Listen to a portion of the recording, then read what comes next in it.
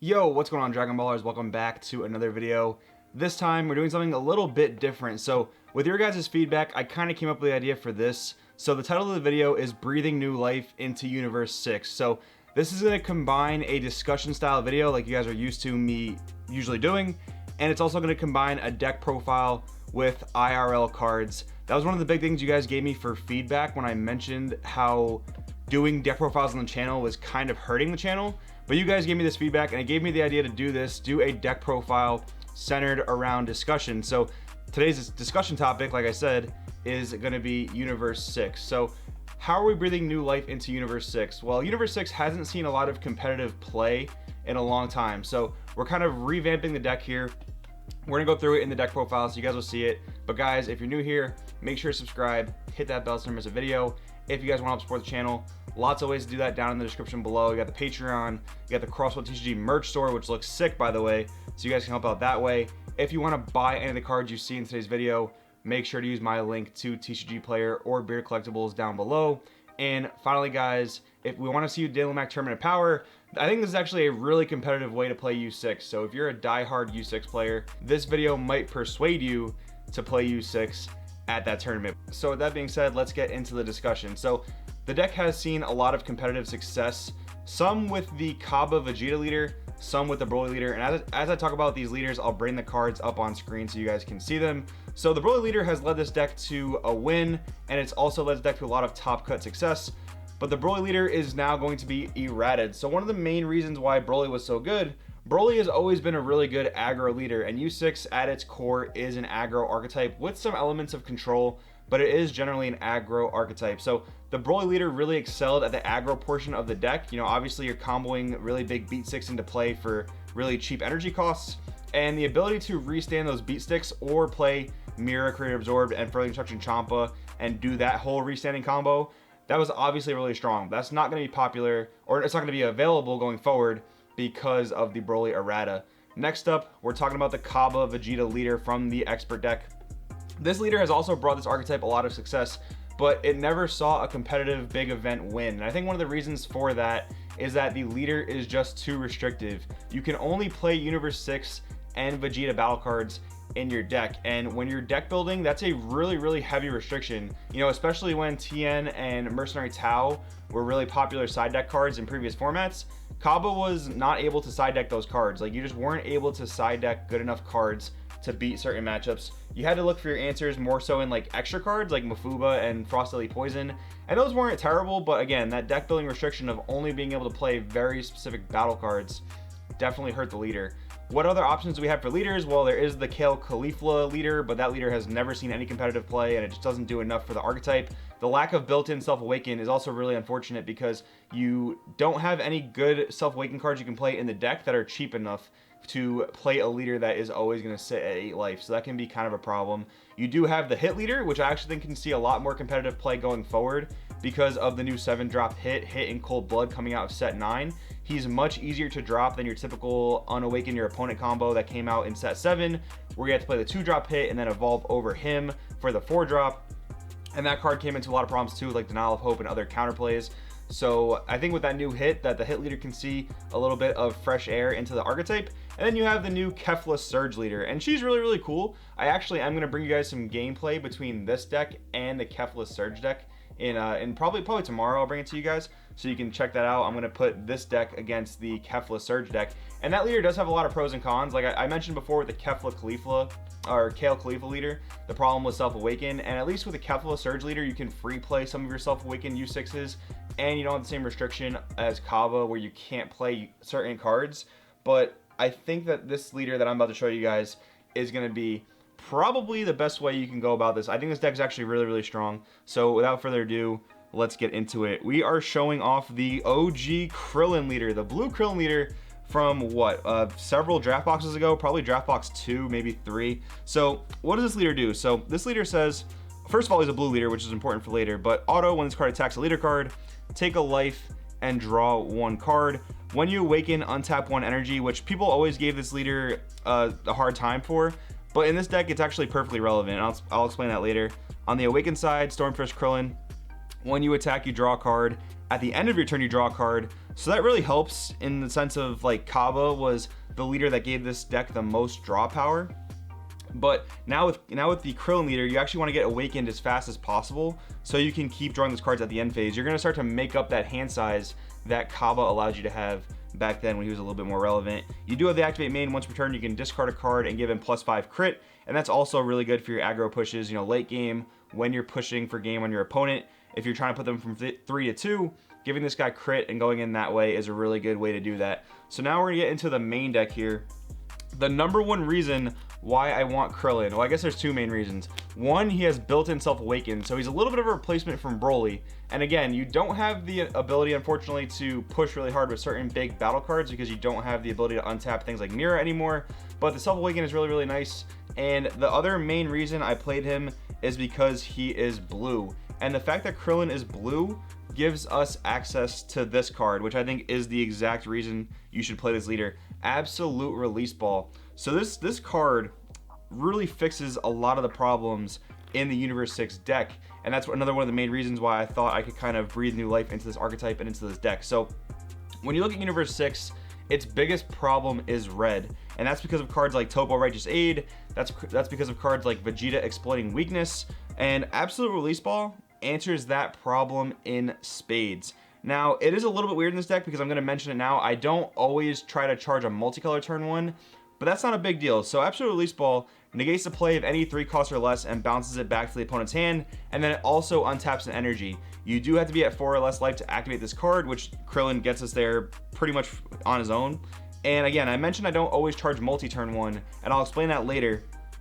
But you don't need to do that because this card does untap the energy you use for it. But in the games that you do charge the multicolor energy turn 1, this card can rip a life to activate and then get you an additional energy back. It almost acts like the Annealing Spirit Trunks that we lost on the ban list. So this card pretty much solves most of the deck's problems. Again, Vegeta Exploiting Weakness, Topo Righteous Aid, Vegeta the Cruel, any card that is really going to give you a hard time in the form of a counterplay or a counter attack like Topo, this card is perfect for.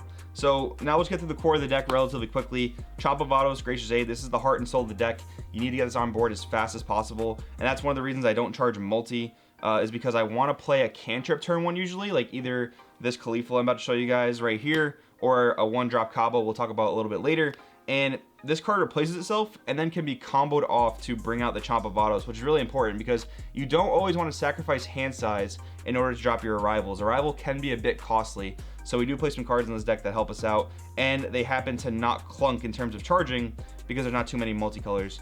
You do have to play 4 Kale Timid Sister in a deck that does not that is not a Universe 6 leader, because you can't play Sicily Attack Kale, the 2-drop that looks at the top 10 and then plays any Caulifla or Kaba. You can't play that unless you're a U6 leader, so we do need to play 4 Kale Timid Sister, but she's really, really good because on like random turn 2s or turn 3s, when you combo a 10k, a blue-yellow 10k, that's typically going to be a 3 cost or higher, when you combo that to then drop the Chomp of Vados, you're going to be able to play the Kale, pick up the card you just comboed, so it's almost like you lost no hand parity. It's almost like you dropped that Chomp of Vados for free, essentially.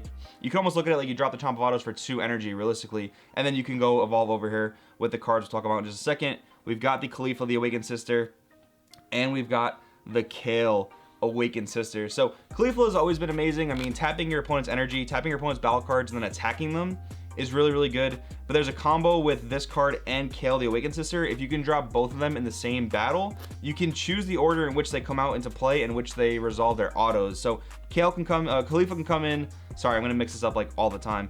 Caulifla can come in and tap any battle card or any energy, and then Kale can come in, choose a battle card in rest mode, negate all its skills. Unfortunately, this does not get around barrier, but you can negate all its skills, then bounce it back to the opponent's hand. That's actually pretty relevant right now. We're seeing the Goku Black Zamasu combo, the green combo, be really, really popular right now.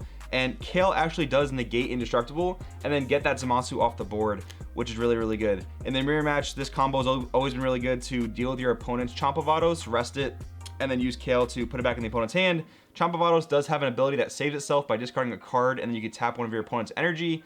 But the fact that Kale negates that skill is really, really clutch. There are just a lot of really random instances where Kale is just a really clutch card. Like, think about certain cards like that have Successor coming out in set 9, like the 6-drop Cell. You put that back in your opponent's hand, they're not drawing 3 because the skill was negated. So there's really random instances like that where this card and this combo is really, really strong.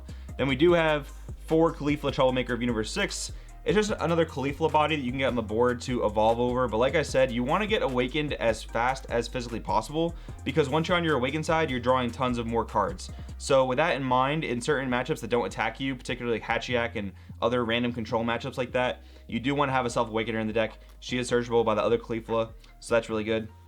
Then we have 2 Kaba Brimming with Spirit. Like I mentioned before, I won't charge multi-turn 1 a lot of the time, especially if I have one of these in my hand, because I want to play the cantrip turn 1, and then turn 2 I want to charge a blue so that I can then either play a Kale and then combo off and go into the Chomp of Vados or what have you. You can even go turn 2 charge multicolor and then attack, combo Kaba, combo a blue, get Chomp of Vados into play. You can do things all sorts of ways with this deck. And the untap 1 of Krillin is actually really, really relevant for that, because again, you do get awakened very, very quickly, especially if your opponent's attacking you.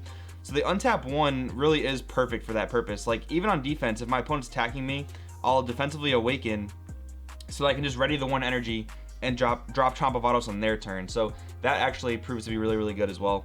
Then we do have 3 more Kabas. Kaba Bonds of Universe 6. Man, when are they going to bring us a Kaba Evolve, like just like the Awakened Sisters have? They need to give us one of those. But this card's actually been an MVP in the deck. So having the ability to reuse your 1-drops, like, you know, Caulifla and the Kale Timid Sister, having the ability to reuse those is really, really strong. So again, this card does discard 1 to bring those out back onto the board. But if you're discarding a 4-drop and then you play the Kale 1-drop, you get the 4-drop back. So it's like you discarded nothing. If you get the Caulifla back and then you search top 5 and get a U6, it's like you discarded nothing. So it's really, really good. Now we come into our few other multicolors to play in the deck. We're playing 2 Celestial Union Kefla. This is a new card coming out in set 9. It evolves over any Kale and Caulifla for a blue and a yellow energy. It has base crit. When you play it, it gains dual attack for the turn. Then you choose one of your opponent's battle cards, ignoring barrier, put it to rest mode, and then it can't untap during the next turn. It's been really, really good so far, honestly. There are a lot of decks out there that don't have Inherent Self-Awaken, and a lot of times as an aggro deck, you don't want to just like give your opponent a bunch of cards off their life, because then they're going to have too many cards to defend with, and you're kind of going to be in trouble. So having the dual attack crit is really, really strong. Another Kefla we're trying out in the main deck, Meteoric Energy Kefla. This card is kind of weird. This will actually be a turn 1 charge a lot of times if we open with it, but it is kind of necessary in other random control matchups, again, that are really ultra defensive, particularly against Janemba. If they attack you, you basically say, okay, attack me, you want to try and mill me, I'm going to tap you out. And this is going to be relevant also against Cooler as well, because 30k, it is a barrier, and 30k is pretty much too big for them to get rid of it with their little negging effect costs. And then the same thing with Hatchiyak, the other control deck that's going to attack you. You basically say, hey, if you attack me, I'm tapping you out. So this card works really well. Now for super combos, we've got 2 Plain Jane blue ones, and we've got 2 Zamasu Sacred Disbelief. So the blue one is just self-explanatory. Sacred Disbelief is really good. So if your leader's blue or yellow, when you combo with it, you can tap one of your opponent's battle cards or leader cards. So this is really good as a defensive option, because you do need to have some type of defense to make sure you just don't outright die to aggro decks. So this card's really good for that. It is also a 1-card arrival for Chomp of Beerus. So on a turn you are being more defensive, you're able to do that, bring out Chomp of Vados and get your game plan going. Then we have 4 Senzu Bean. You're just going to play it in a blue-yellow deck. 3 Flying Nimbus, 2 Planet Vegeta. Again, another reason why I won't charge multi-turn 1. Turn 1 Planet Vegeta basically fixes any hand you have in this deck, which is really, really solid. And then the 1 of Finisher, Fu the Dark Banisher. This guy just pretty much finishes the game in a game that you're grinding out. Again, against those more defensive decks, you drop Fu the Dark Banisher with your already established board, and your opponent's going to have a pretty bad time. But overall, guys, this is the deck profile. Again, this is how I really feel like this is a way to breathe new life into Universe 6. I've been a huge, huge fan of this. So let me know in the comments below what you guys think. And man, just thinking about it right now, I haven't done a deck profile on this playmat in my room since like 2 years ago, which is so funny to think about. But guys, let me know in the comments below what you think about this type of deck profile where it's a little bit more discussion oriented. Let me know. Thanks for watching. I will see you next time.